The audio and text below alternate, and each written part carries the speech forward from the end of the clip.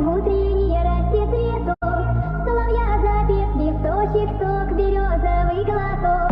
Тишины послушать волю, тропинки в лес густой.